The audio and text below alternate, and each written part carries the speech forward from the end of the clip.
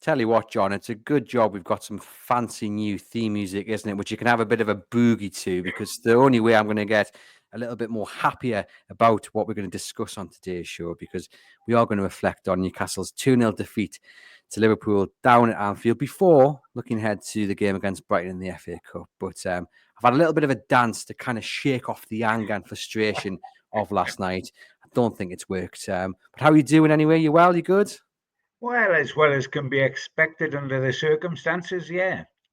Yeah, it wasn't pretty at Anfield. Better than what we saw at the Etihad, but that in itself is a massive frustration for me. This is the match preview slash match review. So we'll spend the first half of the show or so talking about the game at Anfield before, as we say, talking about the FA Cup clash with Brighton at St James Park, which takes place on Sunday. Sponsored as always by NordVPN. Do remember to hit the link in your podcast description box to get an exclusive discounted offer on your NordVPN plan. There's a 30-day money back guarantee as well. Few extra months included in the plan. It's as cheap as chips, as they would say. It's definitely worth you signing up. You're supporting the podcast and protecting yourself as well. And I bet Eddie Howe wish he had that level of protection in front of his goal, maybe even in his goal, John, because it was another night of disappointing goals for Newcastle United concede. We seem to be saying the same thing every single episode. I even remember last episode, John, saying, guys, listening, I'm really sorry. I'm going to have to repeat myself and complain about the goals they're conceding. And here we are, 72 hours later, saying exactly the same thing again. Yeah, I'm afraid so. I mean, we got what we expected or what we feared, or at least what I expected and what we feared. Our forecasted defeat. You said we would get lucky against all odds and be able to win it. And I think any chance of that went out the window with Isaac. But nonetheless, I mean, I expected us to lose. I expected it to lose with some sort of dignity, and I guess to a certain extent you had that. It wasn't the white flag of surrender that we had at Man City. It was just basic mistakes which were awful, and which, as you rightly say, are predictable at the moment. And that is a great concern because we're at the sharp end of the season, where every single match counts. It either counts for Europe, or it counts for a domestic cup. The Carabao Cup, or of course on Sunday the FA Cup. So every single game counts, and every one we chalk off, we've got less chance of achieving what we want to achieve.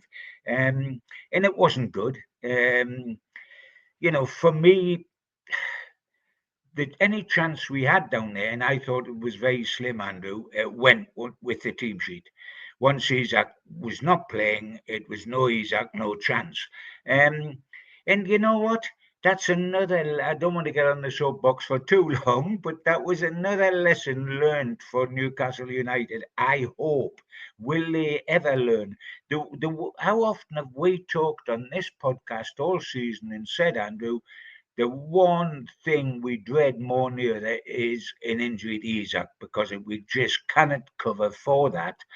Please do not let him be injured. And out of the blue, none of us were forewarned in a press conference or in any other way that there was any doubt about this guy. We get the team sheet. And there's no Isaac. Now, and this, by the way, a few days before we play all or nothing in the FA Cup, a few days before we go back to the Premier League in West Ham, and then the Wembley final. Now, if that doesn't concentrate minds upstairs that we've got to do something about this centre forward position, tell me what will. And by the way, it's not rocket science. That has been staring us in the face for the last three transfer windows. And all we've done about it's Sule. And God bless him, he's a kid with a real chance, but nowhere near ready to dive in now and lead his side going for the top four about to play at Wembley. He is not in that class. That is not his fault. He is one for the future. But don't put him in as right. We've done something about our centre forward position. He looks as good, by the way, when he plays wide. I'm not certain that isn't his position. But we haven't got cover for Isaac. Yet we fly by the seat of our pants, transfer window after transfer window. Now let's forget about financial fair play. These guys have got to find a way around this. Surely there's a way around financial fair play when we've spent nothing in the last 3 windows. What are we saving more money for if we can't buy these guys? And to end the rant, because that's what it's become, I mean, Callum Wilson, bless him. The more and more I see of Callum, I think he's a busted flush. He has been a terrific player. I once did a podcast with you where I suggested if he stayed fit, he could be in the all-time list of Newcastle fine centre forwards. But of course, he wasn't able to stay fit. He is now 33. I mean, he had 2 gilt-edged chances last night, which you would normally gobble up. I know the first one he was fractionally offside, but he didn't know that, and neither did we when he was played through. Never even hit the target. And the other one, which would have counted, again, a simple chance, clear of all the opposition, and again, he doesn't even hit the target. Now, finishing's supposed to be his strength, and that was it. 2 things that were his strength, and he couldn't do them. Why couldn't he do them? Because he's 33, and because his whole football life now is a vicious circle. He's not fit for a long time. And then when he is fit to start, because he's been out for so long, he's as rusty as it's possible to be, and he can't do the job. I mean, that was his first start this season, Andrew, and it's the end of February. The end of February, and it was his first start this season. And he lasted just over an hour, and then the course was run. He can't be our backup to Isaac. God bless him. I appreciate his talent, appreciate everything he did for us. But it's a harsh old world, football, and he's yesterday's man. And he looked that when he was playing at Anfield, and I've got to say that, and I've got to be harsh because it's truthful. And so we've got no backup. We'll probably have to go with him again in the FA Cup. But it's not his fault he's injury prone. His body cannot take it anymore. But and then we've got the Eddie quotes at the end. Well, Callum will always back himself to score in those situations, and I'll back him to score in those situations. Only trouble is, Eddie, he didn't. And this is a recurring theme now, and it's too late. I always back Supermac to score, but not now. He's in his 70s. You can't keep relying on somebody's reputation and think it'll just happen. It doesn't happen. And I'm afraid we are very, very vulnerable at centre forward. Yeah, no, I agree with you. I think what last night at Anfield reaffirmed was that bigger picture that they need to go out and get a striker, not someone who's young and up and coming and the future's ahead of them, but that can rival Alexander Isak now. And when he is indeed injured, suspended, out of form, that striker can step in and replace him without any worries, and even can compete with him on the training ground week in, week out. So it's not a foregone conclusion that Isak starts every single week. That's what Newcastle need to do in the summer. Not going to be cheap, but it's what they need to do. For me, I've been consistent. Callum Wilson, he goes in the summer on a free transfer. I don't want to see him sign a new deal. I know in the world of PSR, people argue, well, actually, if he can manage his game time, if he signs a pay-as-you-play kind of deal, it might benefit Newcastle United. I don't want to take the risk or the gamble because you'd have to have a basic wage anyway to make it worth his while. Thank you, Callum, for what you've done. It's been unfortunate that you've not been able to play more games and score more goals, but send him on his way, bring in a new striker. And you are right. As soon as that team sheet dropped, John, you just went, like, wow, okay. Because my confidence of getting something was based around all of Newcastle's blue chip players being available and clicking. Your Gordon, your Bruno, your Tonali, and your Isak. Those are the 4 that I was resting on. And obviously, as soon as you see Isak not being available, your heart does go slightly. Then you see it's Callum Wilson, 77 minutes of football. I said before the game, he's a goal scorer more than anything. And even if he's not fit, that goal scoring touch should never leave you. But as you've said there, even that's starting to just creep out of his game. And that is a big, big concern and reaffirms my belief he needs to go. But we started the show, John, talking about Newcastle United's inability to defend properly and the big frustration that it is. And, when you lose your main man in Alexander Isak, and your task becomes even harder. You're facing the best side in world football at the moment. You've lost your best player to injury just before the kickoff. Don't give Liverpool the keys to the kingdom in the way that Newcastle United defended for both goals and invite them in to sit at your table, because they'll find a way in anyway. Don't make it too easy for them. And that's exactly what Newcastle United did. And do you know what? I've gone past the frustration. I've gone past the anger of it all. I'm just lost for words because it's just basic schoolboy defending. I don't even know what to say about it anymore. I Track your mean, man. Follow your man. but it's happening. What makes it even worse to a certain extent, Andrew, is it's happening very early in games, which means you're out the game before you've almost kicked off. I mean, it happened very early, and there was a hat trick before half time at Manchester City. We gifted Forest the lead in 6 minutes at home, somehow hit a purple patch for a quarter of an hour and went 4-1, and then still struggled defensively, and it was 4-3.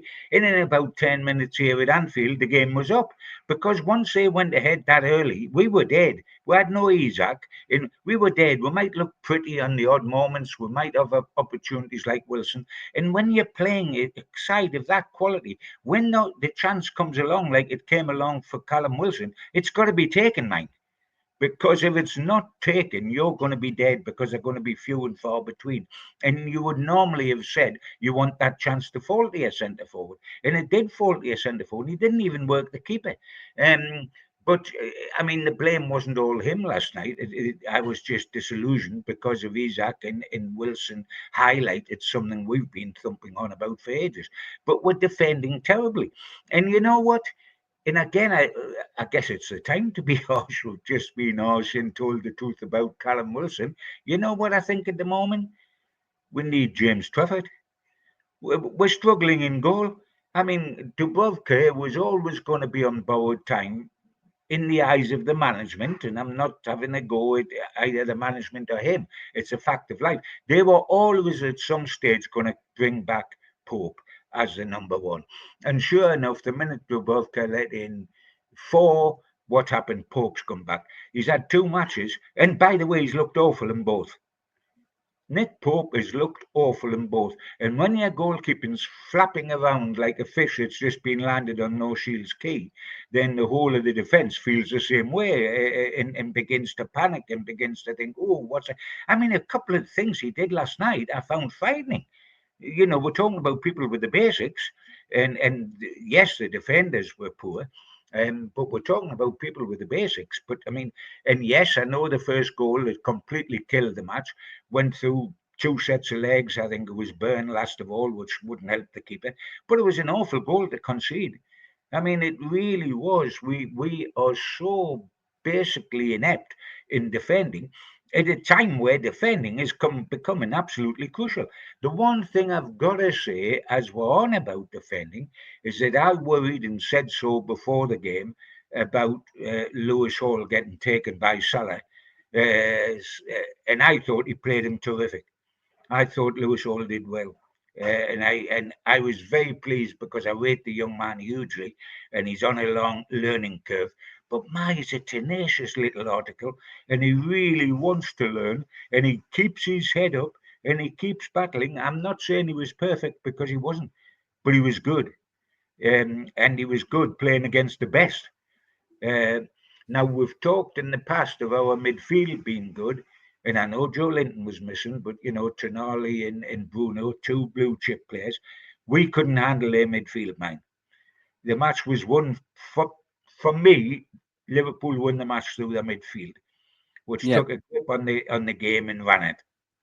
yeah, indeed, indeed. And we'll talk about that midfield battle in a moment, but you're totally right to praise Lewis Hall. I thought he had a really, really good game, was probably Newcastle's man of the match, and as you said, against one of the world's best.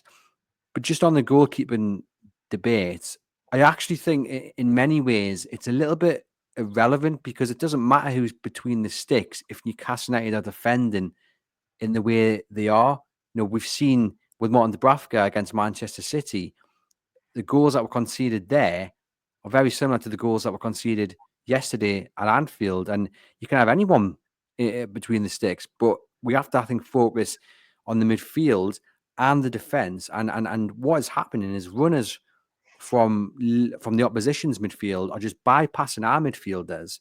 And to a certain degree, John, it's even more frustrating because if you look at that first goal, Tonali actually does everything right until the moment he steps into the box. And then he goes 5 or 6 yards more forward and leaves their midfielder, Dominic Szoboszlai, free to finish. And I've actually got the screenshot here. So I'll just put it on screen. Now, for those listening, you can see you've got 3 Liverpool midfielders within Newcastle United's box, or 3 Liverpool attackers within Newcastle United's box. And who's the closest there, John, would you say? You would say Tonali is 5, 6 yards to Szoboszlai, but no one else is on Salah. No one else there is on their number 20, who I think is maybe Jota. It's too easy. It's disgraceful, actually, that this has happened yet again. Really, really annoying.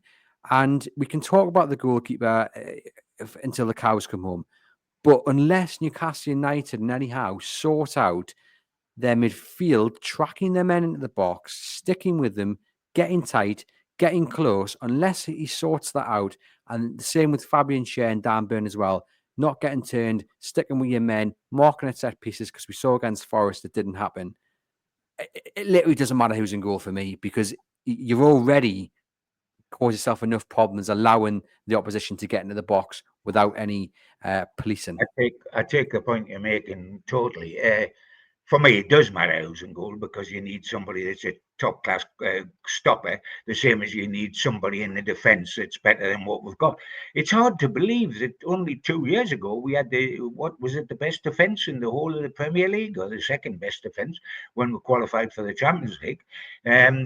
Maybe the fact that a couple of those at the centre of the defence are 2 years older and on the wrong side of 30 in Shaw in Burn doesn't help.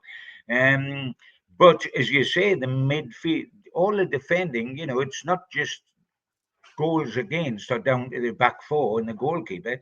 It's what your midfield do or what they don't do. And, Tonali's supposed to be this great protector of the faith, if you like, in front of the 2 central defenders. And Bruno's done that job in the past. Yeah, we should have people in there capable of doing that. And they're getting pulled all over the shop at the moment. And when you're playing the quality sides, you'll struggle. And we're going to play this lot again down at Wembley. And we're just getting the basics wrong. Now, the same backroom stuff with the Mad Dog and Howe and Graham Jones, who mainly takes the forwards, I think. But they were on the coaching staff and took the defence that had the brilliant record 2 years ago. What's happened to all that? What's happened to the mentality? And 2 of those back 4 are still there, the 2 centre halves, and the goalkeepers either of them were there at that time. We've had a change of young fullbacks, that's all, with Trippier going out, etc. Bruno was a midfielder. Tonali's supposed to be an improvement defensively as well. And what's gone wrong? When we use the phrase getting back to basics, which Eddie uses a lot, every manager uses a lot, and we use because we're parroting what they're saying, and why don't we get back to basics at the back? We're not asking them to play defensive football. Shock horror, don't say, let's sort the back out because everybody thinks we'll go defensive. No, we weren't. We went defensive 2 seasons ago, but we were rock solid at the back. And we're not anymore. And you've got to, when you're letting goals in the way we are, you've got a mountain to climb. You've got to score 4 because they're going to score 3 like Forest. You get into the realms of that stupidity. And we've got Brighton, who are attractive, that can go forward a lot. And then we've got West Ham away, where Potter's trying to revive them. And then the big day. And then carrying on to try to stay in Europe. We're going to blow it there's not much time left to get out onto that training pitch. And I'm not quite certain what Eddie Howe's about, because Eddie's a front foot manager, but he was a centre half. So he must have a mentality of knowing the people at the back. Mad Dog is the defensive coach and did brilliantly 2 seasons ago. Can we not get that sorted? We're supposed to have leaders on the field. Burn's supposed to be one of them. we need to get it sorted. Is Burton or Shaw certainly, do they look as if they're getting past the sell-by date like Callum Wilson? Certainly, I look at Shaw and there's still an elegance about him, but he's not the player he was. I think he's slightly on the other side of the hill. Like Jack and Jill going up the hill, he's coming down the other side. I think now it's how far down he is. And yes, it's been recognised because we have talked about wanting a goalkeeper and wanting a right-sided centre half. And I think if you look at the team at the moment, Andrew, you can see why we need both of those as well as a centre forward. Yep, indeed. And I know I said that the goalkeeper doesn't matter. Of course, it does matter. Just I to know the clarify, point you're making. I know I'm, the I'm not. point you're making. Any Yeah, goalkeeper would struggle behind that back fourth yeah. defending like that. I'm not suggesting you throw John in net and you'll have the same outcome. But yeah, I think just for me, the defense needs to be sorted out. Indeed, but you are right. Again, it reaffirms the need to go out and buy a goalkeeper in the summer. Eddie Howe said after the game that he was disappointed with the goals we conceded. The first goal, we don't track him into the box. We're fighting in the game after that to try and get the next goal, but then we do exactly the same thing. 2 soft goals. He's right, but again, I feel like he's saying this too often over the last few weeks, and I'm not putting the blame at Eddie Howe's door because I think he's a fantastic manager, great coach, and I'm willing to bet my last penny that he is setting them up right. He doesn't come out and say that and then get back to the training pitch today and totally forget what happened. He'll be looking to try and fix it. So that leads me to the question about the players on the pitch. Like, where does the blame lie for you, John? I know because something's not right somewhere defensively.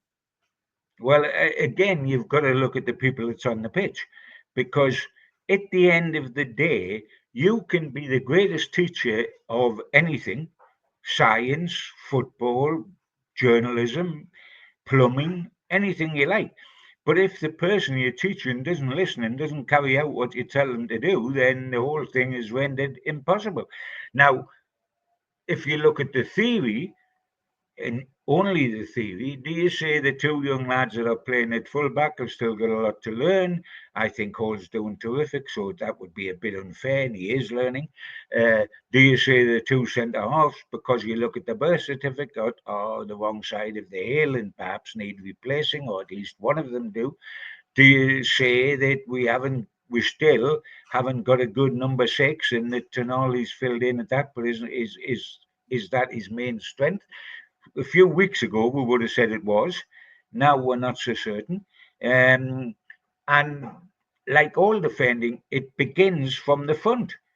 I mean, as I said repeatedly, the wonderful Liverpool side that demoralised everybody had a centre forward who was the best defender in their team, and that was Ian Rush. Do we track back enough?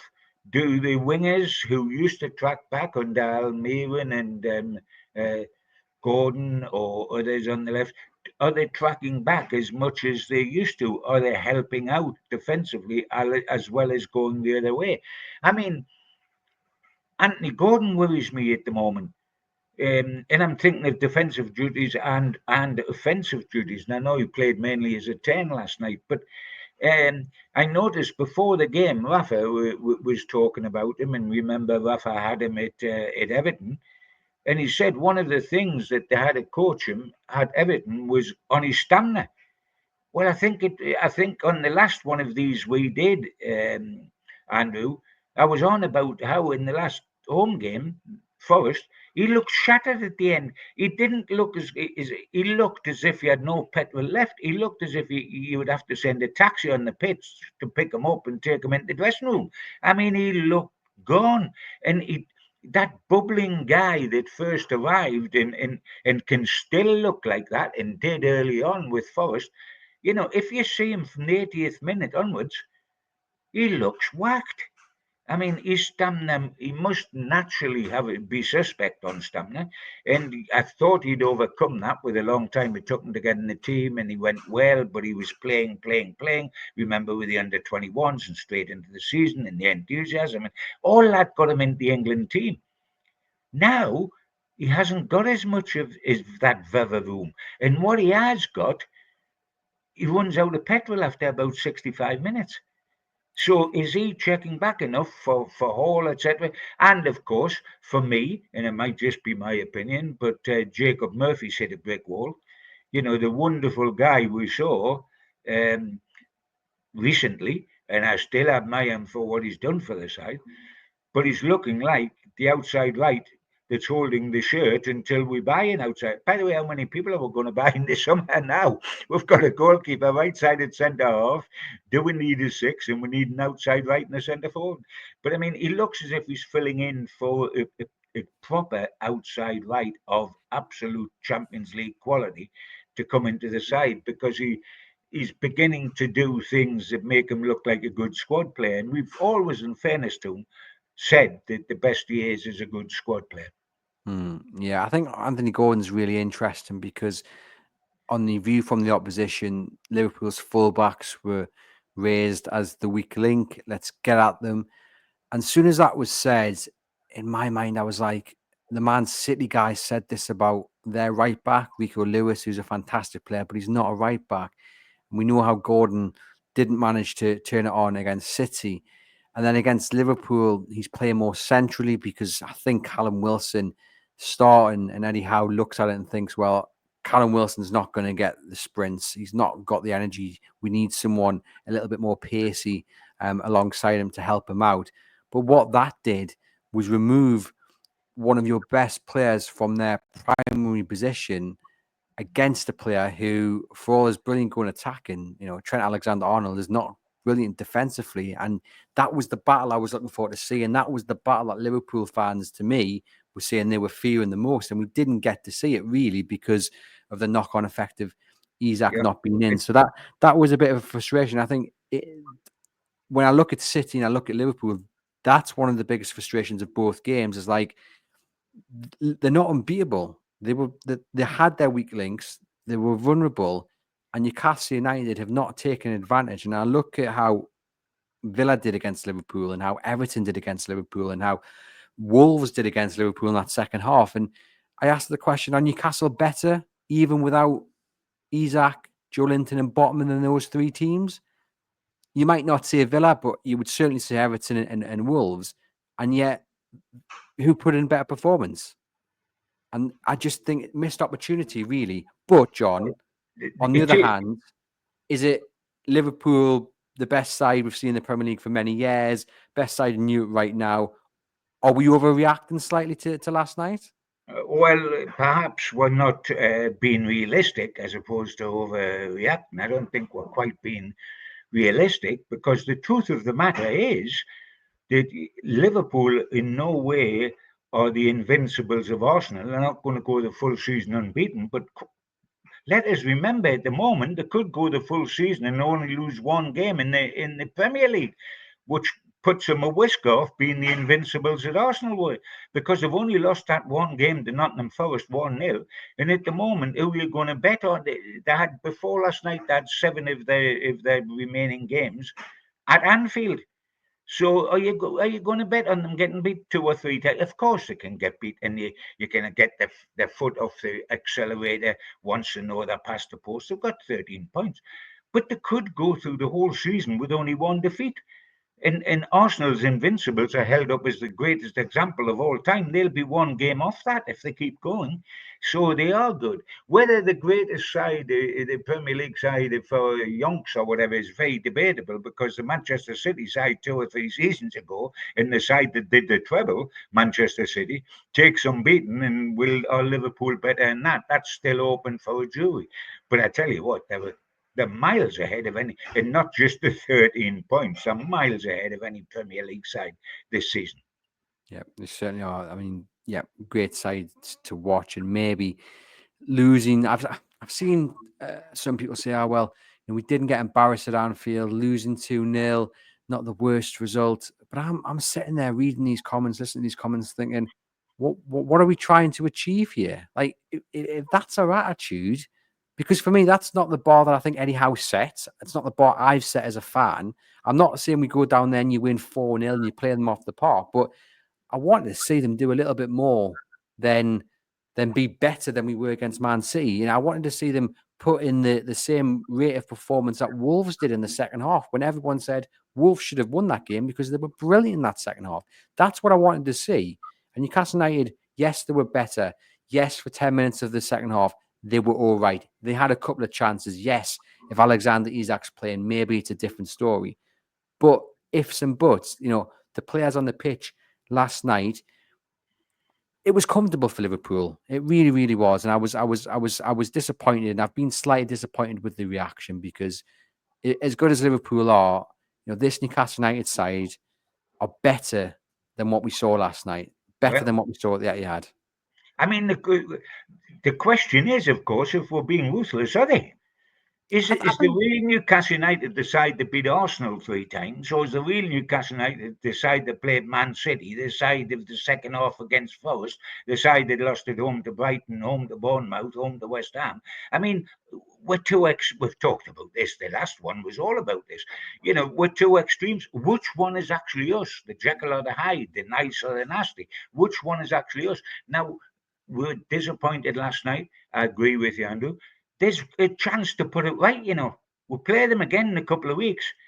Let's put a better performance on there. And the only thing that gives me heart about going to Wembley, and Wembley, by the way, is not Anfield, it's a neutral ground, it's not on their ground, but the only thing that gives me heart is that if we go with all our big hitters, Isak, Joe Linton, and Botman will make a difference to last night's side. Those three will improve last night's side. Now it's how fit Joe Linton and Botman will be. They'll have to come in pretty quick, either against Brighton or against West Ham, because you can't just throw them in from nothing into Wembley, because they'll be out there and it'll say Joe Linton, and the shirt will confirm it's Joe Linton because his name's on it and his number's on it. But it might not be Joe Linton that we know. He's got to play, but all three of those have got to play before Wembley. But if those three were as fit as they can be, we'll have an improved team down there. That doesn't mean it's going to be good enough, but it's going to be an improved team. And we've got to look at that and say last night was not a cup final rehearsal because we hadn't our full side out. If we don't say that, we may as well run up a white flag and not go to Wembley. We've got to say that. We've got to believe that because whether we like it or not, we've got to face the same opposition down there. But when we get on to Brighton, that's why I'm beating the gong so strongly, Andrew, that we keep going in the FA Cup. Because you can't put all the eggs in one basket. You can't say that we are already at the final. We've only got to survive 90 minutes and we've got our first trophy in 70 years. We'll gamble on that. That is our best chance. It may be our best chance right now because we're actually at the final. But there's an easier path in theory in the FA Cup because Arsenal and Liverpool, the top two sides in the league at the moment, are both out of the FA Cup. So in a way, that's an easier path, and we would be in the quarterfinals if we win a home tie. So we've got to keep batting in that, Andrew, as well as in the Carabao Cup and in the league to get to Europe. We can't put all our eggs in one basket because if we do, we'll get crushed by Liverpool at Wembley and we'll end up without.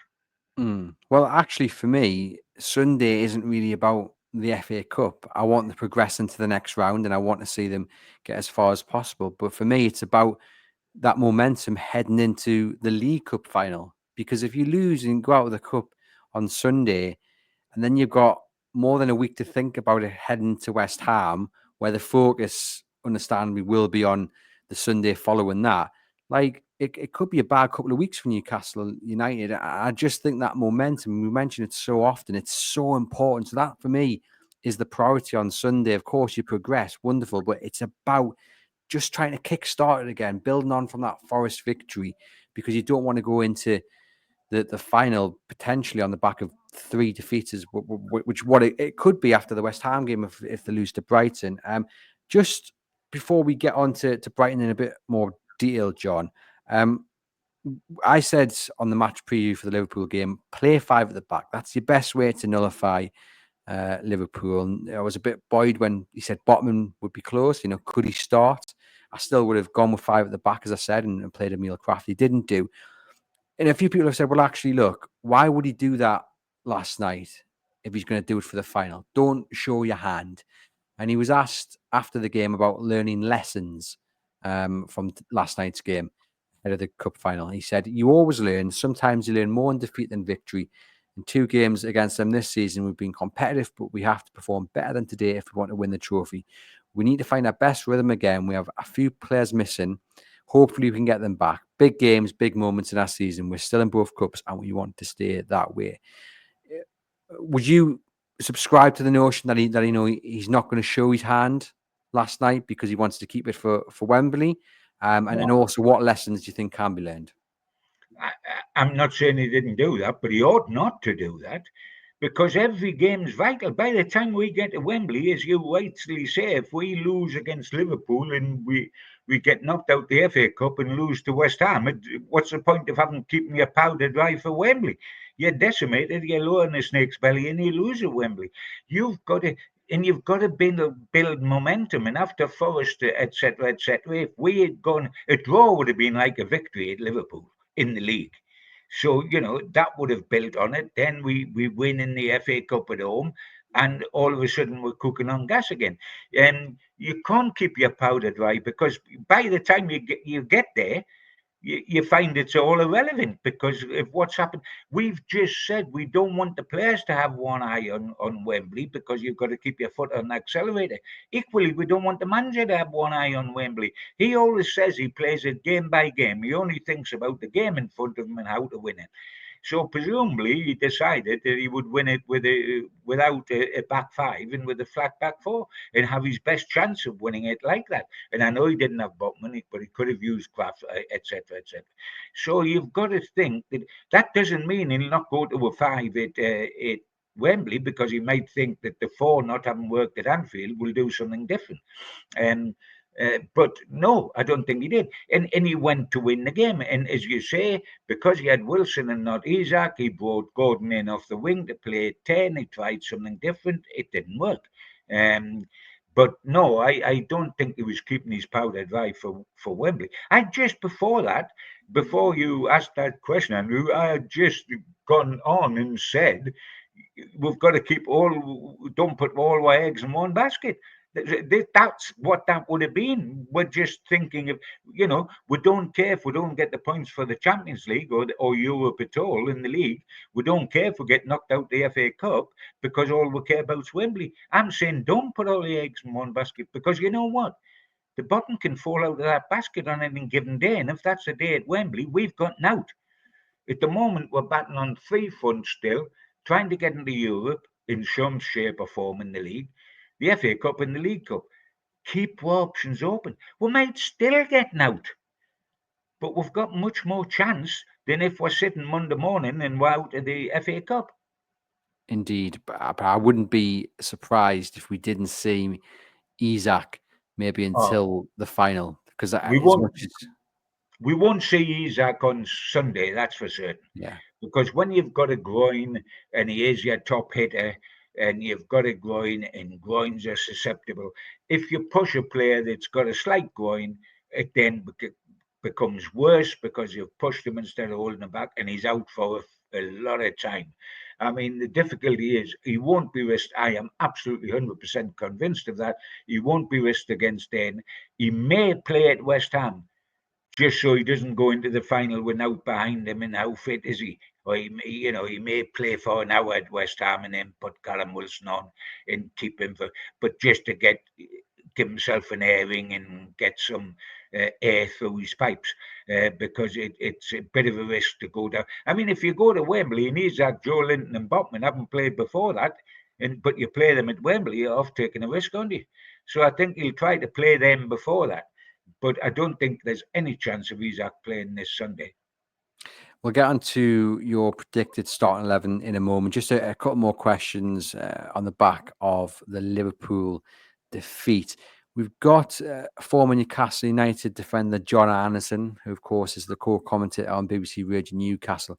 And he was asked about Bruno Guimaraes, and he said after the game last night that I think he's been awful lately. He looked like he couldn't run, looked like he was chasing shadows.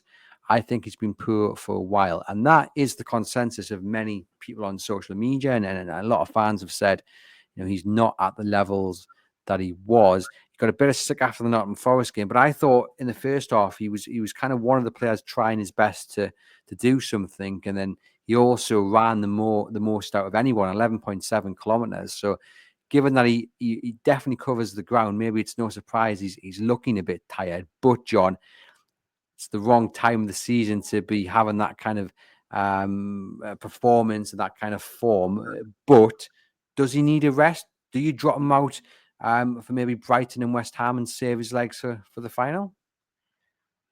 Well, I mean, he might leave anybody out against Brighton because he always shuffles a pack with the FA Cup. Although I suggest he doesn't shuffle it too much because we don't want to be knocked out and we don't want a bad performance in a defeat because that's going to do morale not too much good.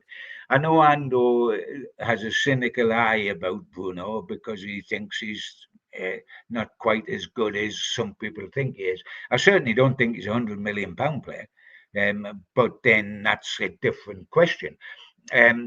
He can, I think he wears his heart on his sleeve, and that becomes exhausting to start with.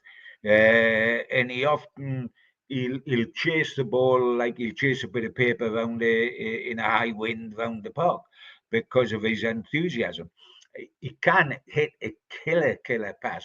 He has been struggling. He gets his pocket pinched often by in midfield when you get him up against a good midfield, which we had at Liverpool. He gets his pocket pinched quite a bit. Um, he is not at his best, but Tonali hasn't been in the last couple of games what he was before that. Anthony Gordon hasn't been. Jacob Murphy hasn't been.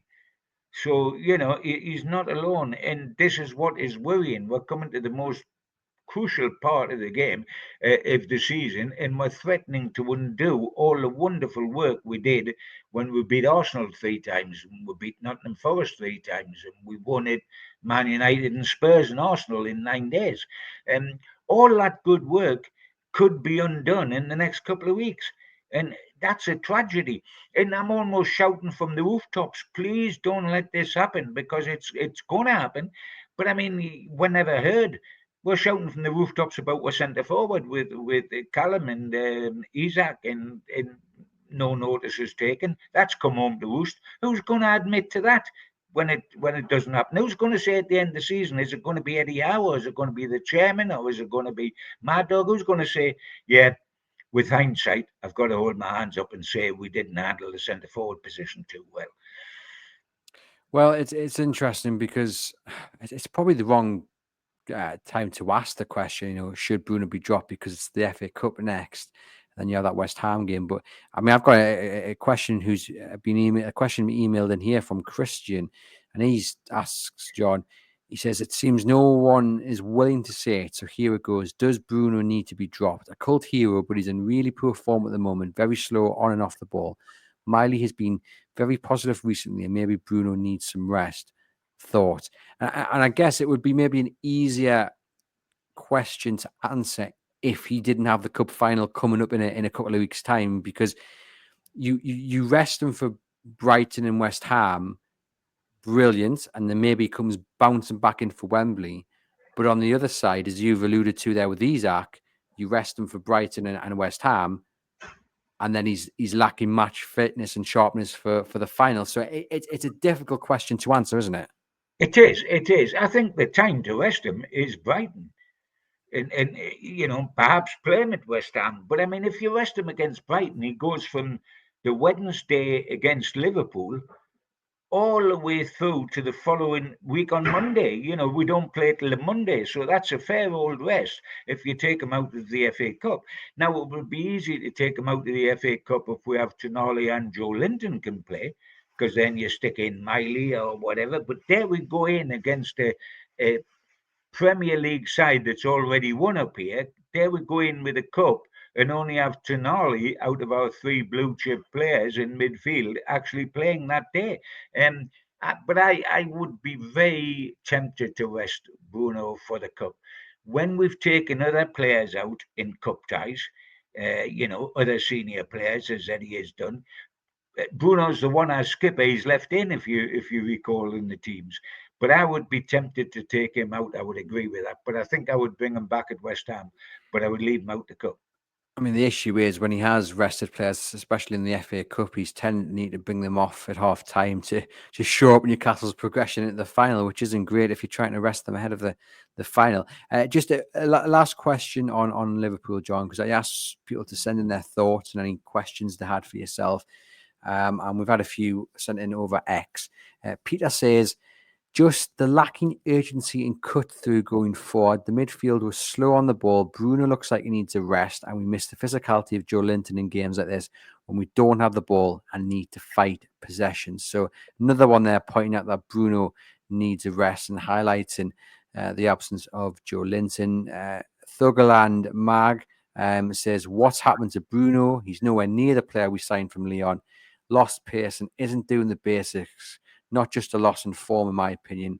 What's your thoughts on this? I mean, I don't think, John, in my opinion, it is terminal as that. I think he's having a bad few weeks, but that 9-game winning run, he was fantastic. I don't think it's one of those where you say, he's not the player we signed from Lyon. He's not. He's better than the player we signed from Lyon. I just think he's just having one of those periods that players go through, right? Yeah, he is. I think one of the things that frustrates fans, I mean, they all love his big heart and roaring at the crowd when he makes a tackle, which can verge on the lunacy if you're truthful. It looks crazy if you're neutral. What the heck's all that about? But two things that he's not good at, he's never blessed with pace. He's always one pace, so he's got to do other things to make up for that. He's got so much skill, and striking a ball with outside his right foot that curls and drops is absolutely wonderful.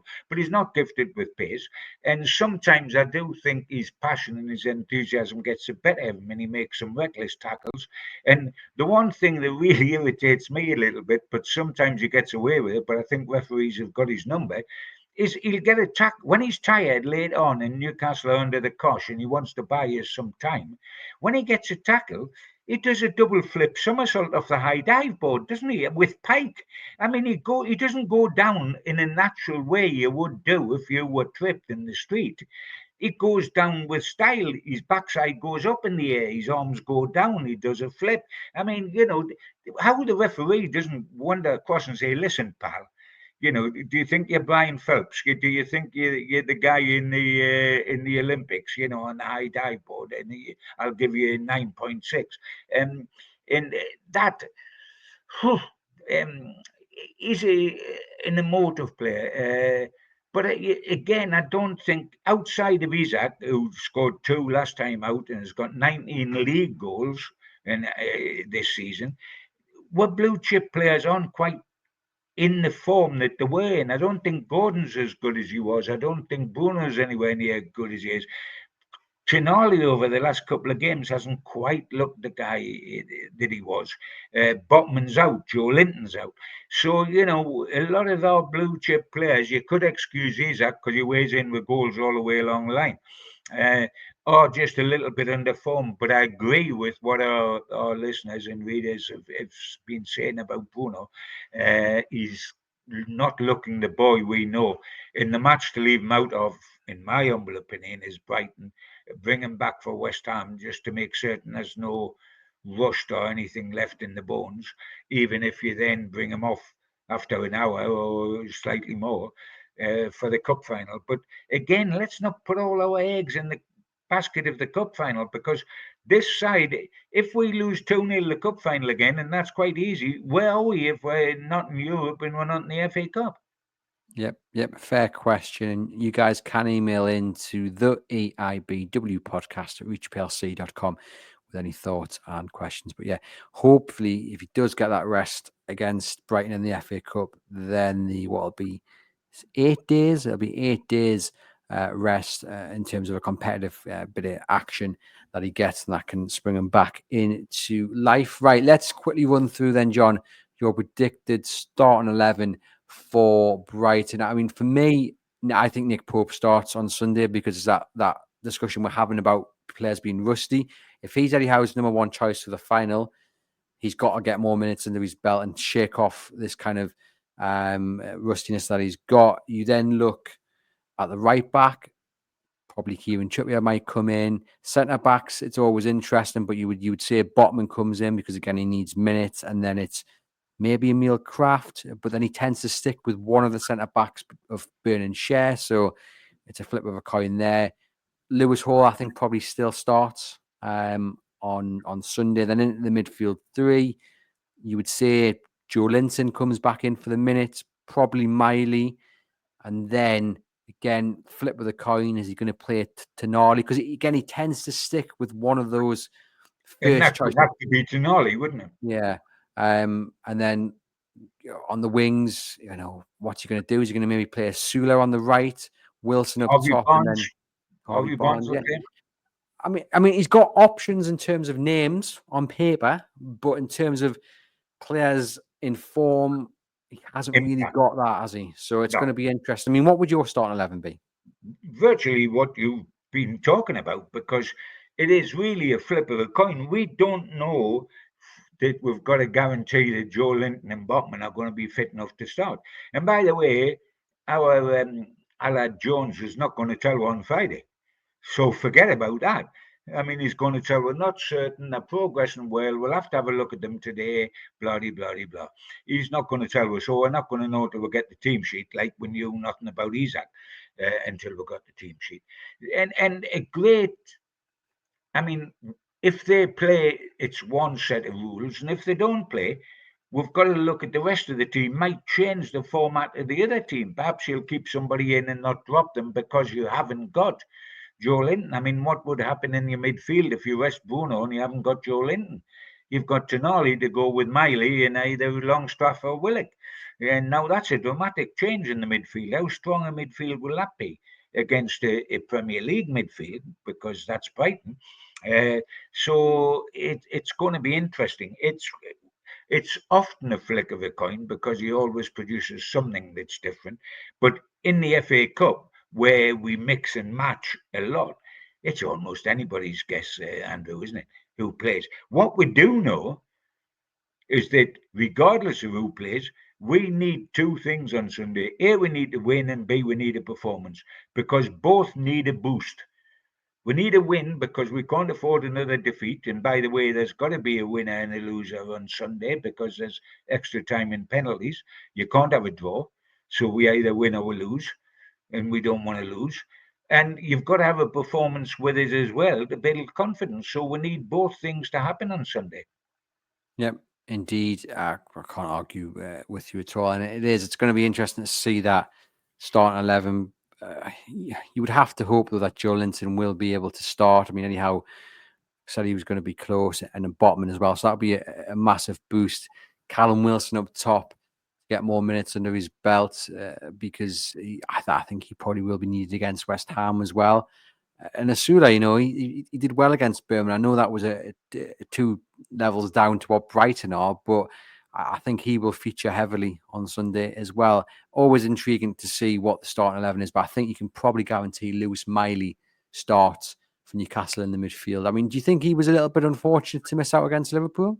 Sure, he's done terrific. There's no question. And a lot of people would look at Lewis Miley as being ahead of Willock and would select him ahead of Willock. He has been unlucky.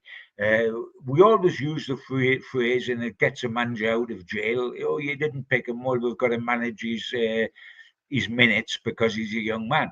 I mean, these phrases must be hung on key rings on top of the. That's the phrase we need today to justify a selection, and probably uses it with Lewis himself. He's coming on. He's only 18. He's got to remember that, and he's going to be some player, and he's done terrific this season, and that's why I think he's absolutely a starter against Brighton, no question. But we really need a performance and a result against Brighton. It is imperative. There's no more time left. There's no more wiggle room left.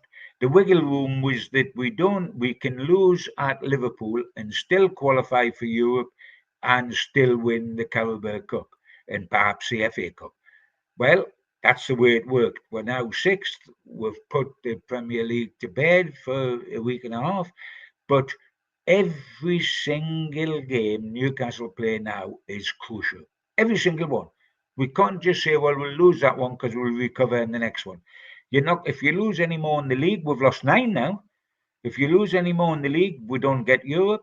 If you lose in the FA Cup, we know what happens. If you lose at Wembley, we know what happens. So there's no more wiggle room at all. It is all now, all or nothing. Indeed. Yep. Can't argue with you at all. I'm just quickly going to just remind you of the Brighton side that knocked Chelsea out of the FA Cup in the last round, just in case we were hoping Brighton play a weakened side. I'm assuming that they're going to play a similar strength side. And the starting 11 that day included Matoma, Minter, Rutter, Welbeck, Dunk at the back, Lemty at left back, Veltman at right back. So, they went strong against Chelsea and ended up knocking them out. So I don't for a moment think Brighton are going to come to St James's and play a weakened side at all, which might affect what Eddie Howe does as well, because, Brighton are a very, very, very good side. So we have to be wary of them. But fingers crossed, being at St James's Park, I think it's going to be close to a sellout. The prospect of progressing into the next round of the FA Cup, the prospect as well of players fighting for that place in the League Cup final start 11 as well. That has to serve as some added extra motivation as well. Hopefully they can get all 3 points, John. How is it going to go? All 3 points? I'm losing my mind yet. Hopefully they get through to the next round. How is it going to go? Good question. I've been sick of being proved wrong recently, although I wasn't proved wrong at Liverpool, but I was sick of that because it wasn't the result I wanted. It was the result I expected. I think we'll win. And don't ask me to explain why, because it's not as easy as that. But they beat us once up here, and we were absolutely dreadful. Surely, to goodness, they're not going to beat us twice on St James's Park. We're at home. If we haven't got an incentive of wanting to play at Wembley and wanting perhaps to get back to Wembley and get into the quarterfinals, we're at home for the quarterfinals of the FA Cup, for goodness sake. That alone should concentrate minds without a shadow of doubt. Because, and by the way, this is the cup that's been our most successful competition in the 130 years of history. We've done better in the FA Cup than we've done in the League or the League Cup when eventually got round to having such a thing, or in Europe. We've been more consistent in the FA Cup than anything else. I think it's 6 wins and 7 finalists. So let's keep going. We've got to keep going. And I think it won't be easy. It'll be close, etc., etc. But 2-1 maybe, but I think we'll win. I think we will win. I've got a feeling it might go to extra time, which is not something that Eddie Howe and Newcastle United will want. But I think they will win. And there's also introduction of VAR this round as well, which might be seen as a plus or a negative. I'll let you guys fight that one out in the comments, though. But fingers crossed they do get through and pick up the victory. And I can just, more than anything, carry a little bit of momentum into the final week or so ahead of that final at Wembley against Liverpool. I've been Andrew Musgrove. He has been John Gibson. Hope you guys have enjoyed this match review / preview, looking back on the defeat to Liverpool and ahead to the FA Cup tie at St James's Park against Brighton. Please remember to hit thumbs up, get into the comments, leave us a rating and review. It's a pleasure, as always, to discuss Newcastle United with you guys. For myself and John, we will see you guys very soon.